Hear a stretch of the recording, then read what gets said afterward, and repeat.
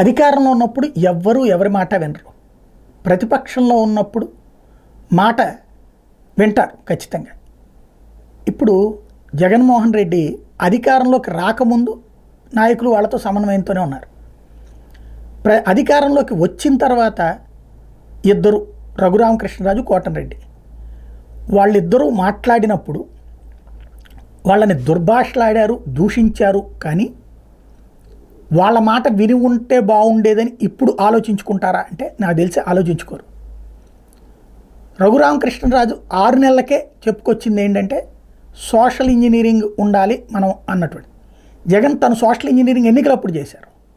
కానీ అప్పటికి జనంలోకి వెళ్ళిపోయింది రెడ్ల రాజ్యం అని. రెడ్లేమో మాకే రాజ్యం లేదని ఓడగొట్టారు.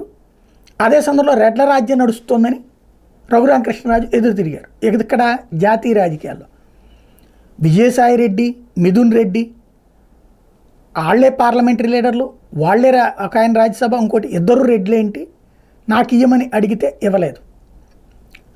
ఆ స్థాయిలో ఇంకోటి మొత్తం పార్టీ అంతా కూడా అధికారుల చుట్టూ తిరిగిపోయేటటువంటి పరిస్థితి కరెక్ట్ కాదని చెప్పుకొచ్చారు. సరే, ఆయన్ని దానికి దెబ్బలు తిన్నారు, జైలు పాలయ్యారు, ఆయన వెంటపడినటువంటి పరిస్థితి అయింది. అయితే రఘురామకృష్ణరాజు అప్పటి నుంచి చేసింది రైట్ అని నేను చెప్పను. ఎందుకంటే తను కోరుకున్నది పదవి రాలేదని పార్టీని దెబ్బతీసే ప్రయత్నం చేశారు, అది కరెక్ట్. ఆయన కోరుకున్నది జరిగింది, పార్టీని కాపాడుకోలేకపోయారు కదా. కానీ కోటంరెడ్డి మాత్రం చాలా సిన్సియర్గా ప్రయత్నించారు పార్టీకి. ఒకటి ఫోన్ ట్యాపింగ్లు వద్దన్నటువంటిది, రెండోది పార్టీలో మాట వినేవాళ్ళు లేరు. తన ఏరియాలో కాలువ సమస్య పరిష్కరించమంటే కూడా పరిష్కరించట్లేదు. ఇప్పుడు దాడిశెట్టి రాజా చెప్పింది అదే, కోటంరెడ్డి చెప్పింది అదే.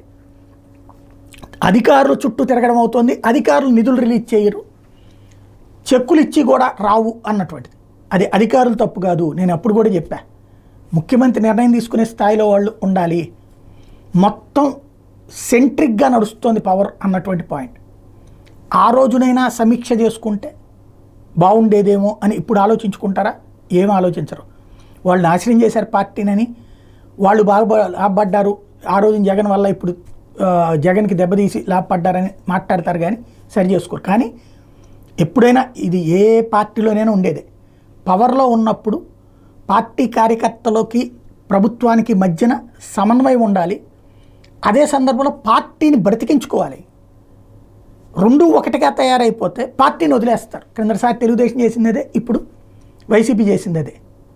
నాయకుల మాటల్ని వినేటటువంటి ఒక మీటింగులు ఉండాలి ప్రతి 2 నెలలకు 3 నెలలకు. అది లేదు, వాళ్ళ ఫీడ్బ్యాక్ లేదు, పొగిడే వాళ్ళనే దగ్గరికి రానిస్తారు. అదే సమస్య.